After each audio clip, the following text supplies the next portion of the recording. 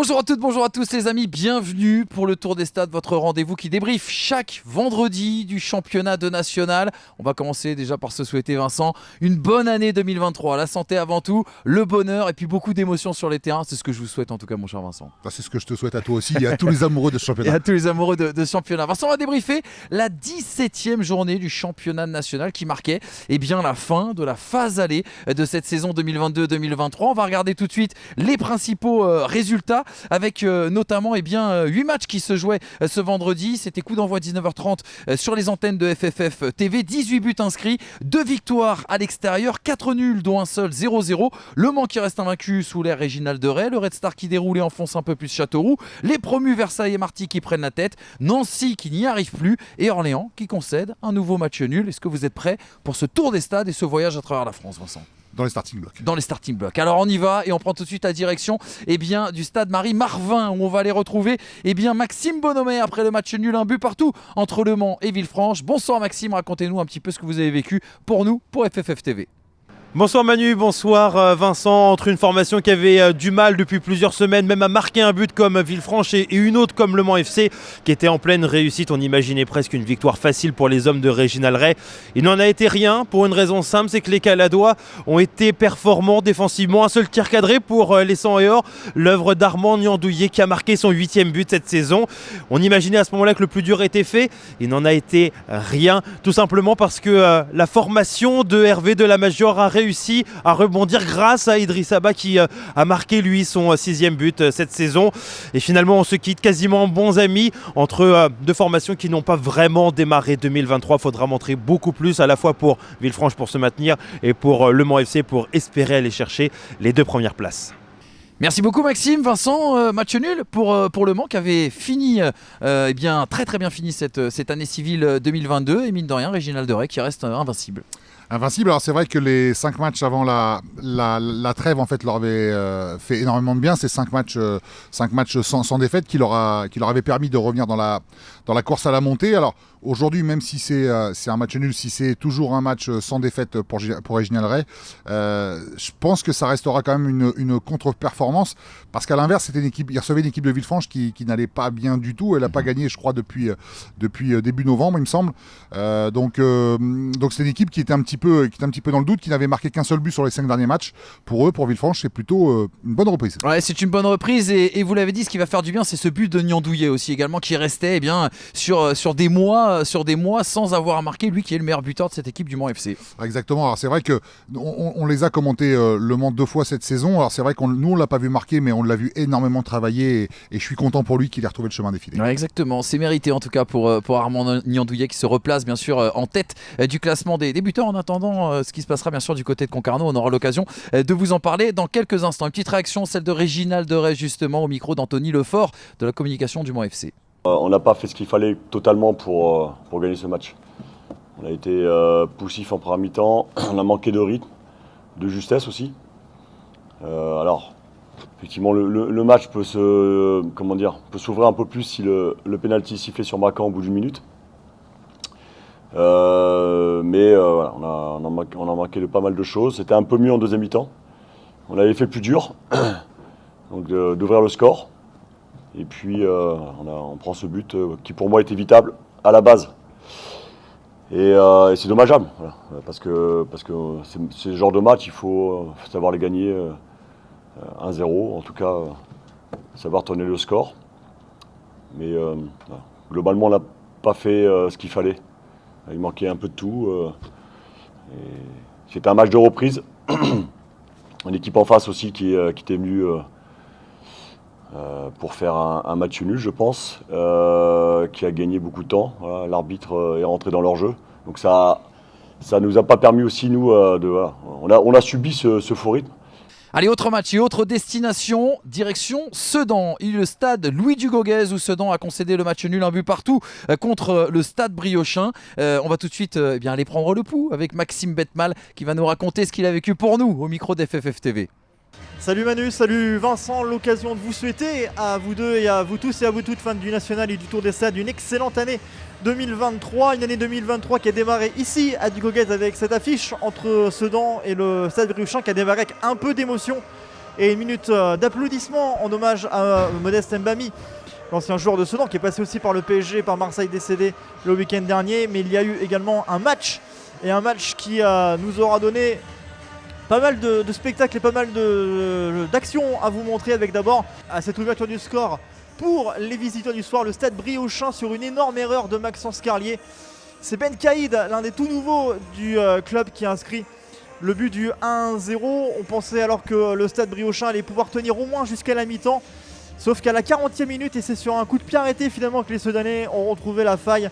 C'est Anthony Rougy à la frappe et c'est surtout Soukouna à la tête pour permettre aux Ardennais de revenir au vestiaire à égalité. Un but partout, des situations, notamment 2 en seconde période du côté de Sedan à signaler, 2 pour le même homme, Benjamin Gomel, 2 fois sur le côté gauche au coin de la surface de réparation, 2 frappes très fortes, l'une sur la barre, l'une bien captée par le gardien adverse pour finalement garder et fructifier cette petite série d'invincibilité du côté des Briochins. On disait que ça allait mieux pour eux, c'est un point qui va leur permettre au moins de faire tourner le compteur, mais de ne pas forcément gagner d'avance et de retard sur le bas du tableau et surtout sur le premier non relégable Nancy. À l'inverse, Sedan perd 2 points qui auraient pu être très intéressants pour eux pour essayer de recoller au top 5 du classement. Sedan qui va enchaîner avec une deuxième rencontre consécutive. Ça ne sera pas la semaine prochaine, en tout cas pas le vendredi soir, ça sera décalé au lundi dans 10 jours contre Le Mans. Là aussi, une équipe dans la même zone au classement. La suite va être très intéressante en tout cas. On n'aura pas forcément vu grand chose de plus mathématiquement, mais on aura vu du spectacle ce soir à Douguez. Merci beaucoup Maxime. Sedan d'un côté, Vincent, qui était une des équipes en forme de la fin d'année civile 2022, et puis à l'inverse, c'est bien le Stade Briochin qui continue d'étonner après un début de saison qui a été assez compliqué. Ouais, surtout des Sedanais qui avaient repris du poil de la bête après leur victoire face à Bourg en septembre.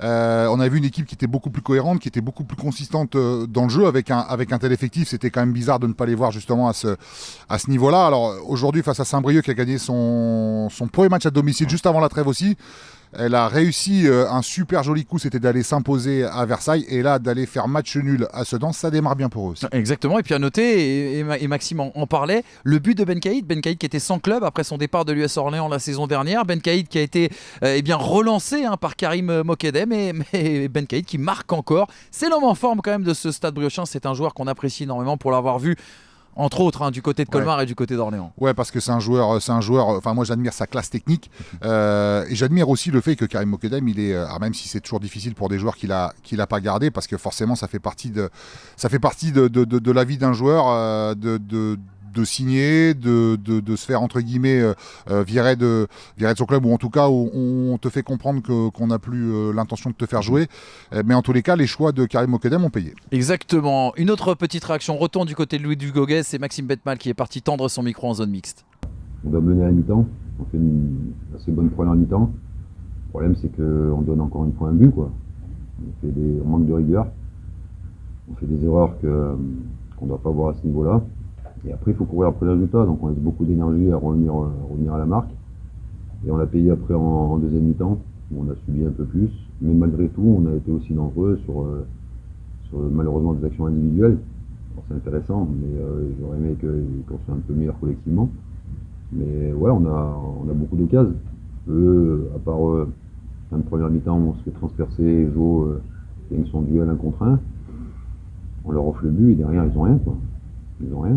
Donc nous, on a beaucoup d'opportunités. Le gardien a sorti quelques belles parades. On frappe le montant aussi, mais encore une fois, ce but nous handicape beaucoup. C'est vrai qu'à domicile, sur toutes les victoires, on a réagi. Même contre Châteauroux à l'extérieur, on a réagi. Après, c'est bien d'être une équipe qui arrive à réagir, parce que c'est pas tout le monde qui arrive à le faire. Mais ce serait bien d'agir aussi, de marquer en premier. Après, si on arrive à gagner, tant mieux, mais on aimerait bien aussi marquer le premier but.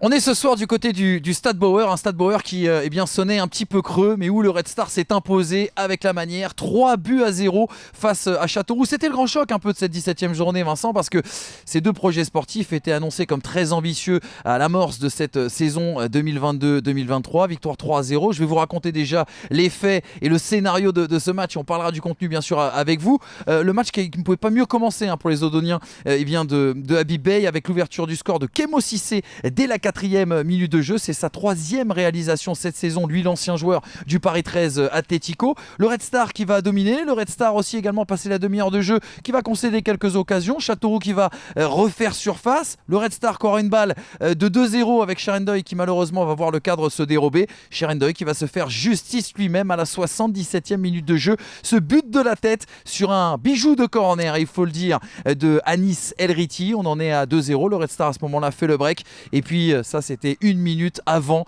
le bijou de cette 17e journée, le bijou de Giovanni Kanga, l'enfant du club qui a sans doute marqué le but de la soirée, peut-être le but de cette saison 2022-2023 dans un angle absolument improbable. Victoire donc 3-0 des Odoniens. Et pourtant Vincent, eh bien on l'a peut-être un petit peu dit dans le récit de cette rencontre, Châteauroux n'a pas démérité et Châteauroux a été loin d'être ridicule. Il y a le score et il y a le contenu.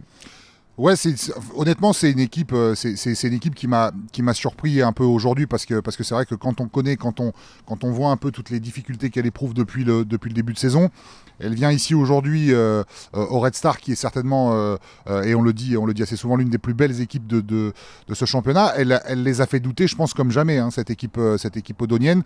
Tu l'as dit, elle aurait pu égaliser. Derrière, il y a eu 2-0 et 3-0, c'était terminé. Mais en tous les cas, j'ai vu par moment une équipe qui a une très belle maîtrise technique, qui a su utiliser les espaces. Malheureusement pour elle, elle n'a pas concrétisé ses occasions et ses temps forts.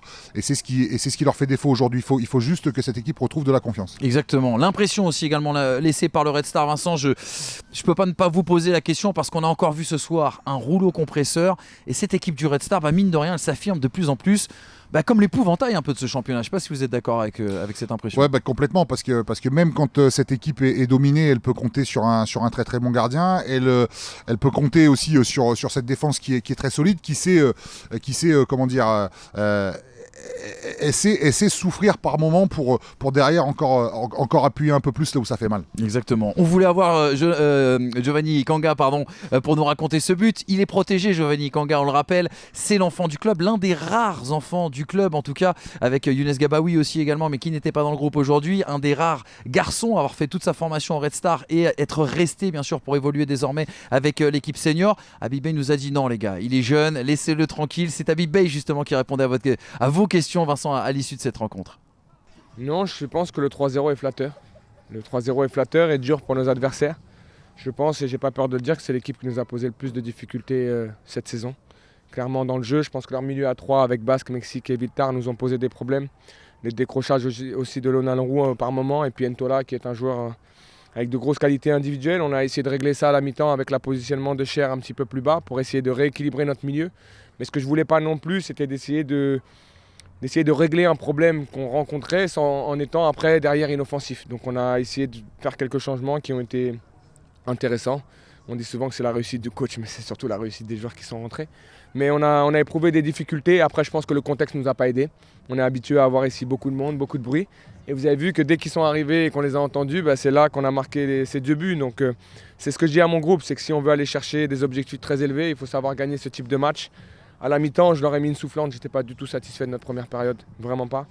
Je leur ai dit que si on continuait à jouer comme ça, on allait prendre un but parce qu'il y avait trop d'adversité, trop de qualité en face pour résister à ce qu'on était en train de vivre.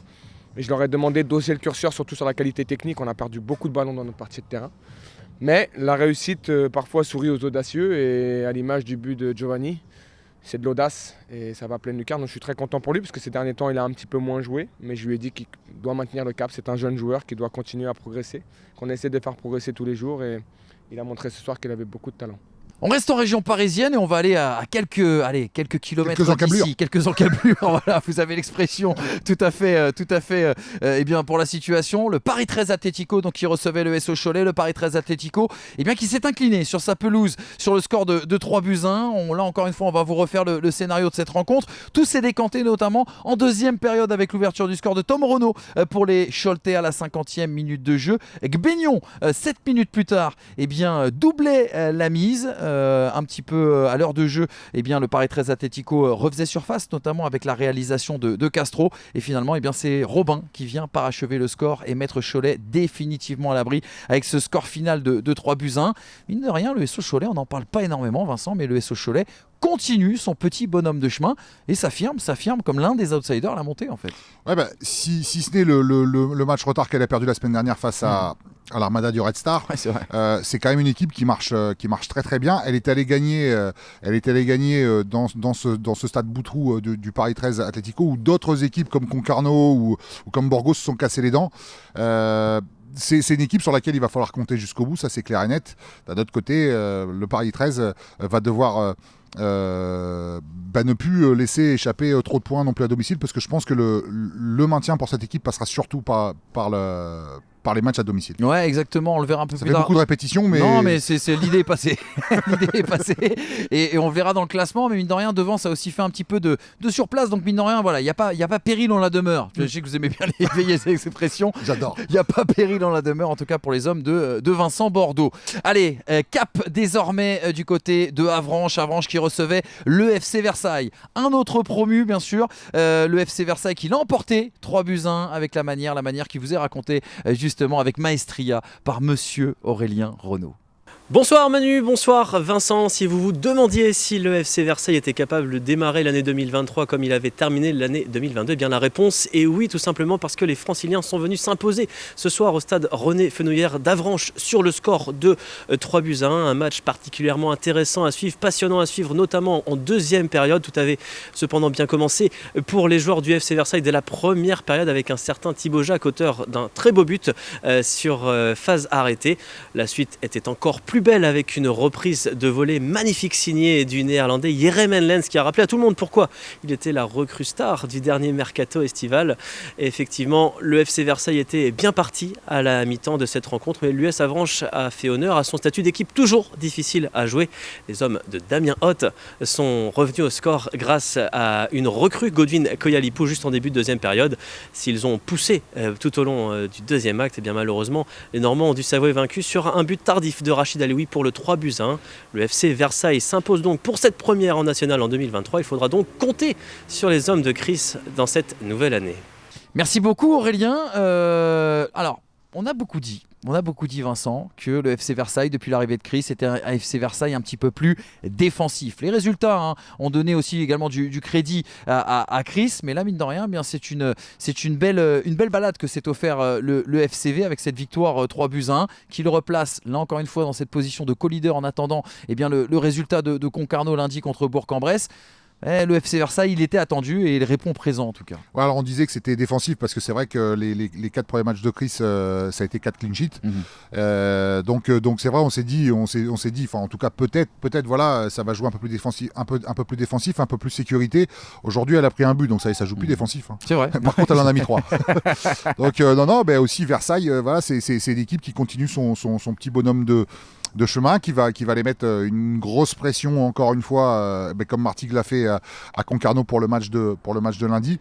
Ce qui est dommage du côté d'Avranches, c'est que après sa défaite en Coupe de France face à Brest la semaine dernière, il y avait quand même beaucoup de motifs d'espoir aujourd'hui à domicile, parce que juste avant la trêve, elle s'était bien repositionnée aussi avec ces 2 victoires d'affilée. Ouais, c'est exactement ça, Vincent. Et puis on signalera, pour continuer un petit peu le propos sur le FC Versailles, encore un but de Thibaut Jacques, décidément un défenseur qui marque beaucoup. Le Matoumels du championnat national, c'est exactement ça. Et c'est vrai, quand on regarde les statistiques de Thibaut Jacques en championnat national, c'est quand même assez impressionnant le bilan offensif de ce défensif. Et puis encore un but de Jeremen Lens, très joli but en plus. Ouais. Très joli but de Jeremen Lens. Alors c'est vrai, lui aussi fait partie des joueurs qui étaient arrivés à Versailles où beaucoup d'observateurs se sont posé la question de savoir pourquoi il était là. C'est vrai qu'il est arrivé, et ça on peut pas le nier, c'est vrai qu'il est arrivé en surpoids, donc finalement il s'est blessé quand même assez vite en début de saison, mais même s'il était un peu en surpoids, quand il touchait le ballon, la fois nous on l'a commenté qu'il était rentré sur les 10 dernières minutes, on a vu quand même que c'était un sacré joueur de foot quand même. Ouais, exactement. Allez, une petite réaction, Aurélien Renaud qui allait tendre son micro justement à la sortie, dans la zone mixte en tout cas du stade Fenouillère. On a le plaisir de recevoir Thibaut Jacques après cette rencontre, le défenseur du FC Versailles. Thibaut, on vous a vu à l'œuvre ce soir sur le premier but. Racontez-nous un petit peu, parce qu'il fallait avoir un petit peu de flair pour le marquer, celui-ci. Ouais, c'est un corner tapé vers le point de pénalty. Elle est déjà touchée une première fois, et Ensuite, il y a une frappe, je crois, et j'arrive à la détourner et ça va au premier poteau, à ras le poteau. Vous avez des yeux dans le dos, Thibaut, c'est pas possible parce que vous êtes dos au but sur cette action et puis elle est placée au ras du poteau parfaitement. Ouais, il y a un peu de réussite. Voilà, il faut passer devant le défenseur. J'ai réussi à passer devant lui, à la dévier et à finir au fond, tant mieux. Alors, il y a eu le but aussi d'Irem Lens qui est magnifique dans cette partie, des beaux buts de manière générale. Une nouvelle victoire pour le FC Versailles, la première en 2023, la dernière donc de la phase aller. Ça vous place tout en haut du championnat en attendant le match de Concarneau à Bourg-Péronnas. Qu'est-ce que vous allez attendre de cette année 2023 maintenant que vous terminez cette phase aller de la meilleure des façons? Eh bien, rester là-haut le plus longtemps possible. Voilà, c'était important de bien repartir sur le début d'année. Et voilà, c'est chose faite, c'est jamais facile de venir ici. Donc on l'a fait avec brio, donc tant mieux. On peut parler de montée déjà au FC Versailles, c'est quelque chose vraiment qui commence à vous trotter dans la tête ou rester devant le plus longtemps possible et puis on verra où vous serez au mois d'avril? Je pense que j'ai assez d'expérience dans le championnat pour savoir que c'est dur. Il faudra être placé fin mars. Voilà, si fin mars on est placé vers le haut, là on pourra discuter. Mais voilà, nous on sait le calendrier qu'on a, on sait le mois de février qu'on a. On a encore le Puy dans 2 semaines qui va être très très compliqué à domicile. Donc voilà, tous les matchs sont durs. Donc pour l'instant, c'est le haut du tableau qu'on veut et puis après on verra. Allez, désormais cap au sud, on va aller se réchauffer un petit peu mon cher Vincent avec le FC Martigues qui recevait le FC Borgo. C'était un petit peu le choc des extrêmes, c'était un choc aussi également entre 2 clubs du sud de la France. On va tout de suite aller rejoindre Xavier Martel et l'excellent Johan Ezzedine qui vont nous raconter justement ce qu'ils ont vécu du côté de Martigues. Salut Manu, salut Vincent, encore une victoire du FC Martigues, j'ai envie de dire Johan, la 3e consécutive, Martigues qui est sur le podium de national après la phase d'aller de championnat. C'est quand même une statistique assez incroyable. FC Martigues ce soir pragmatique, qui a montré moins d'allant que les dernières semaines, mais qui a fait accès moyen aussi. FC Martigues qui a un effectif un peu plus réduit et qui a affronté une équipe de Borgo qui restait certes sur 3 lourdes défaites, mais qui a su se remettre en question pendant les 3 semaines de trêve et qui a proposé une prestation très cohérente et un bon bloc défensif. Voilà, une équipe de Borgo qui s'est rassurée défensivement et un FC Martigues qui a fait accès moyen et qui a assuré la victoire. Une physionomie de match un petit peu étonnante, avec une première mi-temps très médiocre, on ne va pas se cacher, de la part du FC Martigues. Borgo qui a joué avec ses armes, ils ont eu 2-3 situations, ils auraient pu ouvrir le score. Et après, Martigues qui a joué son vrai football, on va dire, en seconde période. Et le but marqué par Ami Emia à la 56e minute qui a libéré Francis Turcan. L'essentiel a été fait, 1-0. C'est peut-être le maximum que pouvait donner ce soir le FC Martigues. Ouais, et puis le FC Martigues reste sur 2 très très grosses prestations contre Concarneau et Nancy, 2 victoires. Maintenant, ce soir c'était un peu plus délicat face à un bloc bas. Un Martigues qui a besoin un peu de souffler, de se revigorer avant une grosse série et un déplacement difficile à Cholet. Ouais, malheureusement, il y a un match encore marqué par les blessures. Certainement une élongation à la cuisse pour Aruna Boudemba. L'épaule pour Francis Kimbolo. C'est peut-être le point noir de ce match ce soir. Encore les blessures, sachant que Martigues aura 2 suspendus la semaine prochaine. Voilà, la tuile, le point noir ce soir, ce sont les blessures qui s'ajoutent à d'autres blessures. Donc le FC Martigues commence à avoir un effectif un peu restreint pour un 2e du classement et certainement qu'il y aura des arrivées cette semaine. En tout cas, Manu, Vincent, voilà, sur ces succès de la plus petite démarche, 1-0 ici à Turcan face à Bastia Borgo, Lanterne Rouge, qui enchaîne une 6e défaite consécutive. Ils sont vraiment au plus mal, Bastia Borgo. En tout cas, Martigues est sur le podium de national. En tout cas, voilà, victoire 1-0 de Martigues ce soir à Turcan face à Borgo. Elle est importante cette victoire du FC Martigues, Vincent, parce que déjà elle leur permet de se replacer désormais en tête du championnat. Quel surprenant promu quand même. Disons qu'au bout de 17 journées, c'est plus surprenant en fait. Oui, c'est vrai, ça devient quelque chose d'habituel. À domicile, c'est quand même la 5e victoire aujourd'hui qu'elle a obtenue et 3 matchs nuls, aucune défaite, une seule défaite à l'extérieur d'ailleurs. Et c'était une seule défaite sur 17 matchs et c'était la première journée à Versailles. C'est l'équipe qui maîtrise ses jeux, même si aujourd'hui on n'a pas vu le contenu, mais c'est vrai que c'est un promu qui fait plaisir à voir face à cette équipe encore une fois du Bastia Borgo qui est en grosse difficulté. Elle l'était déjà juste avant la trêve où elle prenait énormément de buts. Là aujourd'hui elle n'a perdu que par un petit but d'écart, mais Mais il va falloir réagir vite si elle veut encore espérer. Ouais, on a stoppé l'hémorragie défensivement, mais en tout cas en termes de points, le résultat reste le même, en tout cas du côté du FC Borgo. On signalera quand même Vincent, parce que si le FC Martigues est sensationnel, on découvre aussi également des joueurs qui jouaient au niveau en dessous les années précédentes, et je pense notamment à Emia qui a encore marqué ce but, synonyme de 3 points. Emia qui était le joueur du mois de décembre. Il continue en tout cas sur la même lancée de 2022. C'est une bonne nouvelle pour le FC Martigues. Ouais, et puis un joueur comme Emia, je pense que c'est le type de joueur qui a déjà eu des sollicitations et un paquet de sollicitations, et en fait où il s'est dit non, moi je vais jouer avec les potes. Il est dans son cocon. C'est exactement ça. Allez, je vous propose, Vincent, qu'on retourne du côté de Martigues où justement Xavier Martel est allé bien glisser son micro comme ça en conférence de presse pour avoir quelques réactions à l'issue de cette rencontre. On s'était préparé à ce que ça soit compliqué, je l'avais dit avant le match. Je ne suis pas du tout étonné de ce qu'ils ont proposé avec des nouvelles intentions. Et ils ont proposé un bloc bas avec de la solidarité. Et forcément, c'est dur, il faut arriver à forcer le verrou. Et l'essentiel est là, je dirais, parce que vu notre position, il fallait gagner. Donc félicitations aux joueurs. Et la deuxième satisfaction, c'est qu'on est resté concentré pour ne pas prendre de but. Ils ont eu des situations aussi en première mi-temps qu'on a su plus ou moins gérer, mais surtout on a encore mieux géré la deuxième mi-temps sur cet aspect-là. Et ça nous a souri, tant mieux, c'était pas un match évident. Au niveau des blessures, Greg, comment vont Aruna et Francis?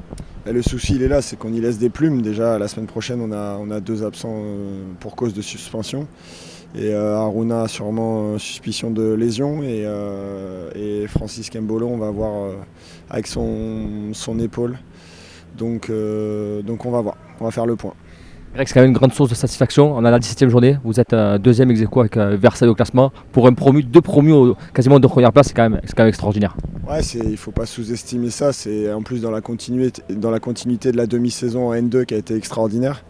Donc voilà, j'espère que ça va continuer. Mes félicitations aux joueurs. Je dirais au club et aux dirigeants et au staff aussi, c'est un travail collectif. C'est une vraie organisation au quotidien. On a peu de moyens, mais on a des valeurs et on essaye surtout de prendre du plaisir. Aujourd'hui, on n'a pas fait un grand match sur l'aspect technique, mais on a su être mature, être patient, et ça c'est très important. Partons désormais du côté de l'Auvergne, le Puy qui recevait l'AS Nancy-Lorraine. Le Puy, le héros de la Coupe de France, qui a sorti quand même l'OGC Nice en 32e de finale la semaine dernière. Ça a été l'un des grands exploits pour les hommes de Roland Vira. Et puis l'équipe de l'AS Nancy-Lorraine qui fait du surplace, qui va même qui a très mal fini cette saison 2022. Match nul, 1 but partout entre ces deux équipes. C'est Anthony Perel, qui va tout de suite nous raconter ce qu'il a vécu pour nous sur FFF TV. Salut Manu, et le moins qu'on puisse dire, c'est qu'on a assisté à un match à rebondissement ici au stade Charles Massot entre le Puy Foot et l'AS Nancy-Lorraine. Ouverture du score précoce des Poneaux, un peu comme contre Nice la semaine dernière en Coupe de France. À la 5e minute, cette fois, c'est Ibrahim Sangaré qui ouvre le score après un bel enchaînement dans la surface de réparation.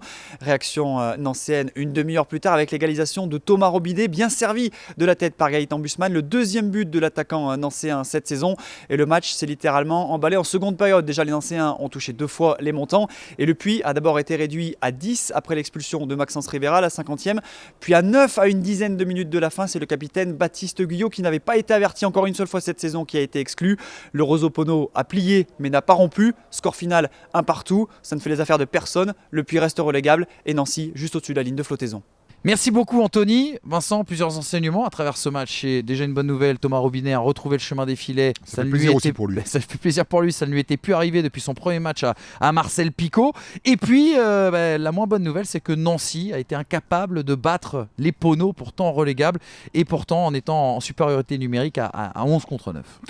Ça reste aussi incroyable cette équipe de Nancy, un peu comme on l'a dit, on l'a expliqué pour Châteauroux dans le projet, dans ce qui était annoncé en début de saison. C'est vrai que ça devient, j'ai envie de dire, un peu inquiétant.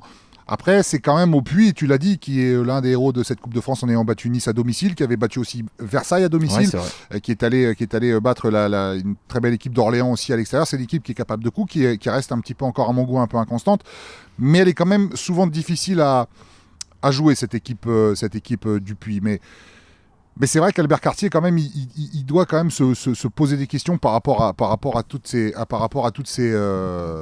comment dirais-je, à tous ces faux pas en fait de son équipe. Alors c'est vrai que souvent il a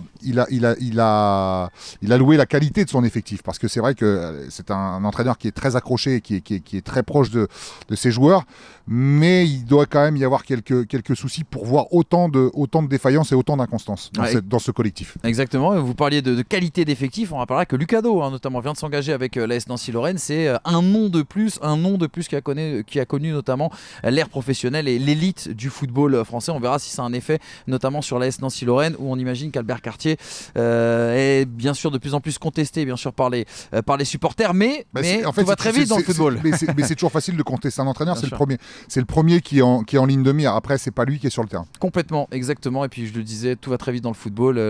Les vérités d'aujourd'hui ne sont pas celles bien évidemment de demain. Samuel Joubert, l'excellent chargé de communication du côté du Puy, et bien justement a laissé traîner sa caméra en conférence de presse et nous a offert ses réactions à l'issue du match. Dégoûté pour l'investissement des joueurs encore, mais j'ai l'impression qu'on se répète.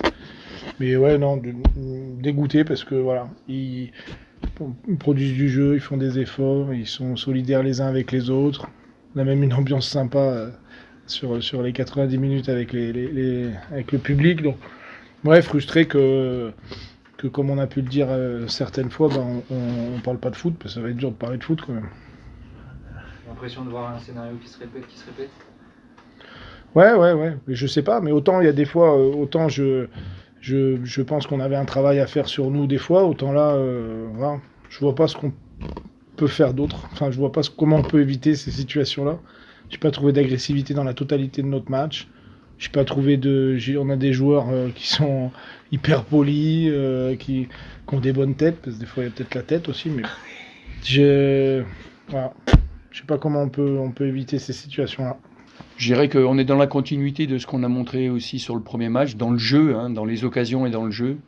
Beaucoup d'occasions, beaucoup de situations sur le but adverse et dans le jeu, on a continué à alterner jeu court et jeu direct, jeu vertical. Donc voilà, on est un petit peu dans la répétition avec peut-être plus d'occasions, encore plus de possibilités, plus d'opportunités qu'on en avait eu lors du match contre Martigues. Mais voilà, on est dans la continuité de ce qu'on a commencé à mettre en place après la trêve.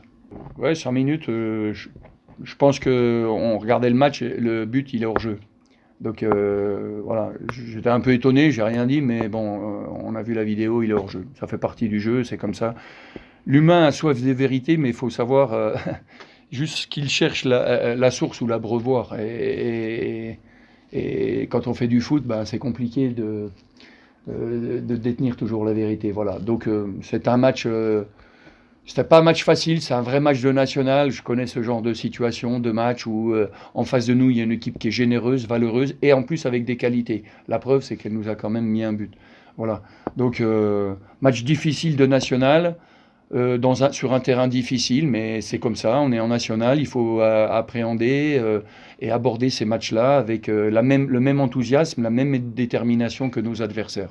Une dernière rencontre avait lieu en ce vendredi soir. Il fallait partir, et c'est ce qu'on va faire d'ailleurs tout de suite, Vincent, aller au stade de la Source, rejoindre l'excellent François Poulet qui commentait justement ce US Orléans, USL Dunkerque. Là encore une fois, c'était l'une des belles promesses, l'une des très très belles affiches de cette 17e journée. Eh bien, ce choc a accouché peut-être d'une souris. 0-0, pas de but entre ces deux équipes. Et François, donc, pour nous parler du contenu de cette rencontre. Salut Manu, salut Vince, 0-0 ici donc à Orléans, entre Orléans et Dunkerque.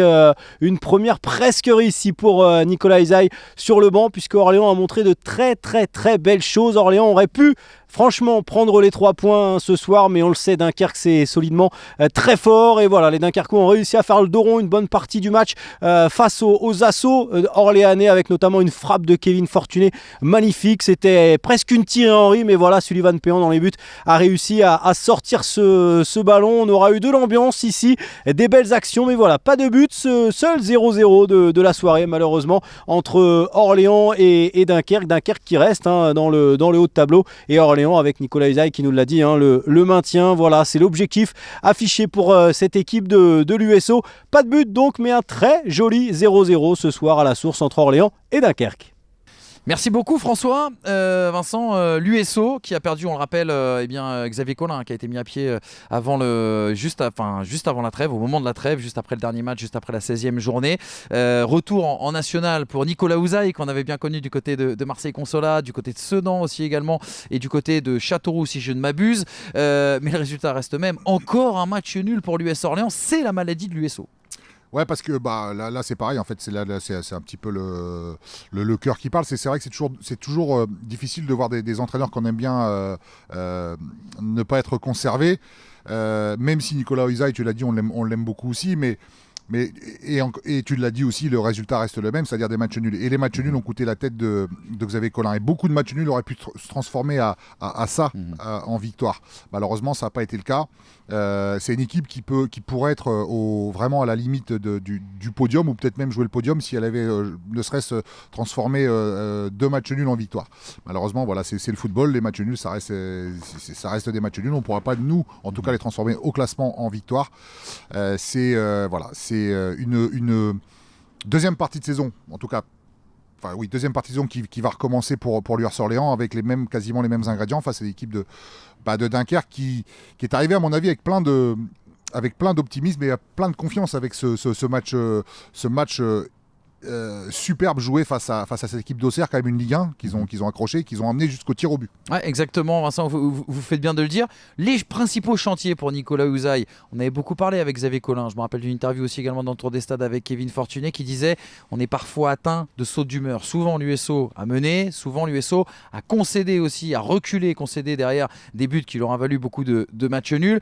Le principal, après, en voyant ce 0-0, on a l'impression surtout que le principal chantier ça va être l'allant offensif, c'est-à-dire justement l'assise défensive, on voit bien qu'elle est là, ils n'ont pas encaissé de but encore. Ils ont un sacré gardien, sans doute le meilleur du championnat national, l'un des meilleurs bien sûr en la personne de Vincent Viau, mais c'est vrai qu'il va falloir peut-être trouver la clé offensivement là désormais pour Nicolas Ouzaï. Ouais, et pourtant pareil, devant quand on voit les qualités avec Le Paul, avec Fortuné, Berthier, devant il y a du lourd quand même. C'est toujours pareil en fait, quand on est joueur offensif, en fait ce qui manque c'est de la confiance. Les automatismes ils les ont, parce que parfois on a vu des sacrées combinaisons. Juste ce problème de confiance qui est quand même un fléau du football. Ah, exactement, Vincent, c'est les mots justes en tout cas pour évoquer une situation forcément un petit peu compliquée. François Poulet, il est allé justement tendre son micro à l'issue de cette rencontre. On écoute tout de suite les réactions.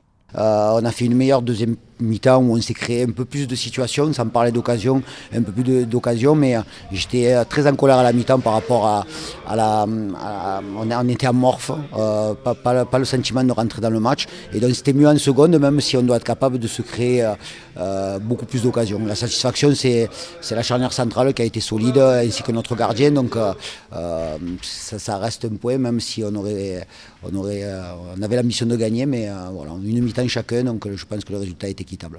Vous avez quand même fait déjouer cette équipe de Dunkerque qu'on n'a pas vue en deuxième période. On disait si Orléans marque, c'est mérité, la victoire aurait été méritée. On a été plus consistant en seconde période, on est allé les chercher un peu plus haut, on s'est réorganisé par rapport à ce qu'on avait proposé en première mi-temps, donc effectivement c'était mieux.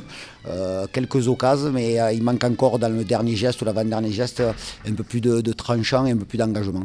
Bon, ça vous laisse quand même pas mal d'optimisme exactement pour la suite de la saison. Quand on est entraîneur, surtout quand on arrive dans un club, c'est obligé d'être optimiste, sinon il faut faire notre métier. Donc oui, je suis optimiste. Il y a bien entendu du travail, il y a des équipes de valeur dans ce championnat, mais on doit faire mieux et on doit faire en sorte de gagner des matchs. Et vous savez que quand on enchaîne les séries en national, après on va parler aussi d'une possible montée en Ligue 2. Non, on va trop tôt là. Pour le moment, on a un seul objectif qui a été fixé. Et quand on veut viser 2 objectifs, souvent on n'en atteint aucun des 2. Donc l'objectif initial à mon arrivée, c'est d'obtenir le maintien. Aujourd'hui, avec 20 points, on est beaucoup trop loin des équipes devant. Et faire en sorte de se remettre dans le sens de la marche et de regoûter à la victoire. Une réaction aussi, Vincent, parce que de la part de François, qui va nous être délivré dans quelques instants, parce qu'on a changé de président, on a eu l'occasion d'en parler dans le tour des stades.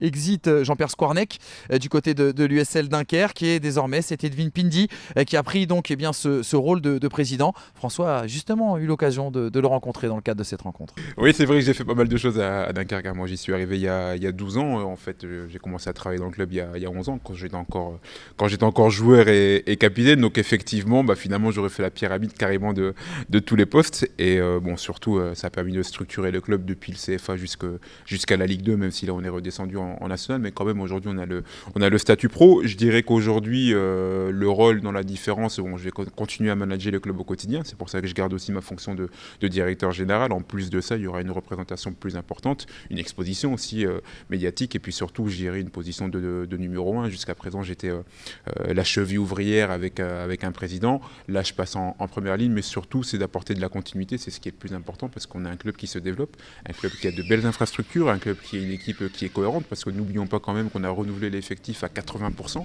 Donc mon rôle, c'est ça, c'est de continuer à porter le projet avec un peu plus d'exposition, un peu plus de risques aussi, mais on l'assume totalement, et surtout, mon but, c'est de continuer à développer le club, et j'insiste, on a un beau club, on fait de belles choses, et pourvu que ça dure.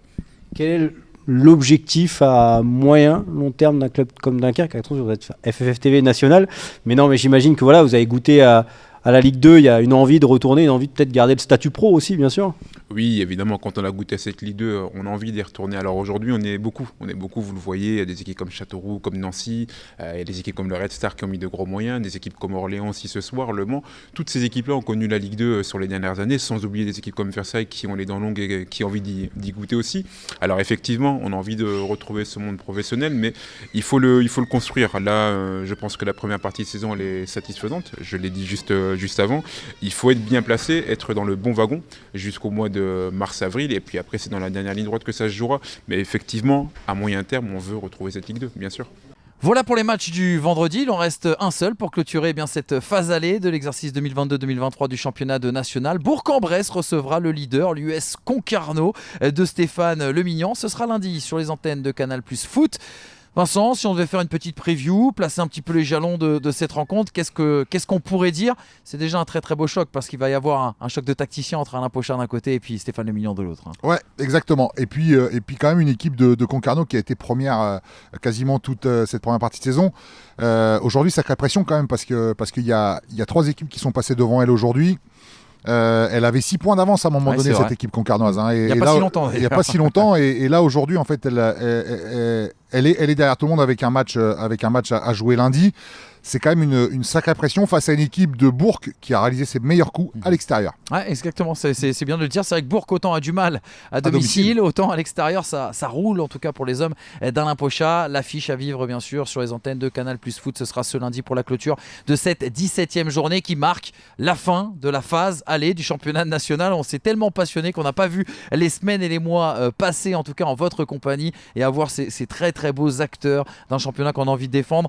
Comme vous le savez, semaine après semaine. Petit point classement justement avant cette affiche du lundi. Vous dire notamment qu'on a 2 nouveaux co-leaders, 2 promus en plus, c'est quand même assez incroyable. En attendant le match de Concarneau lundi, Versailles et Martigues donc sont aux commandes. Le Red Star remonte à la 3e place à 1 point des 2 premiers. 2 groupes de poursuivants derrière. On a le premier groupe composé de Dunkerque, Cholet, Le Mans et Sedan compris en 2 points.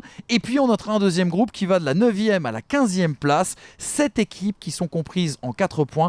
Et là ce groupe, c'est un peu le groupe de la mort, parce que soit vous êtes en haut en tête de peloton et vous pouvez commencer à regarder un petit peu ce qui se passe en haut, soit vous êtes en queue de peloton et vous êtes carrément dans la zone de relégation. La zone de relégation, on retrouve aujourd'hui la présence de Villefranche, qui était quand même barragiste ces 2 dernières années, de Châteauroux, qui était en Ligue 2 il y a encore 2 ans et qui dispose du statut professionnel, du Paris 13 Atlético, du Puy, qui sont 2 promus, le Stade Briochin qui a été une belle sensation ces 2 dernières saisons, et puis le FC Borgo qui a été repêché. Et puis Nancy pas très loin. Et Nancy qui est pas très très loin, tout à fait. FC Borgo repêché à 1 mois du début de la compétition, ce qui peut expliquer aussi également ce statut bien sûr de lanterne rouge. On vous a tout dit sur cette 17e journée du championnat de national, la 18e, la première de la phase retour. Elle débutera dès la semaine prochaine, dès vendredi, pour suivre le spectacle incroyable. Vincent, je crois que vous prenez une petite semaine de vacances, vous ne serez pas avec nous la semaine prochaine. Exactement. Mais on pensera fort à vous, j'espère que vous aussi. Je penserai fort à toi aussi. Forcément, et puis d'ici là, prenez soin de vous les amis, encore une bonne année, profitez bien en tout cas de ces premières semaines de 2023 en espérant que ça soit une cuvée forcément forcément millésimé pour vous et pour vos proches. Et puis on vous invite toujours à être fidèle à FFF TV, fidèle au championnat national et à ses réseaux sociaux. Bonne journée, bon week-end et puis à très vite. Allez, salut, à la semaine prochaine.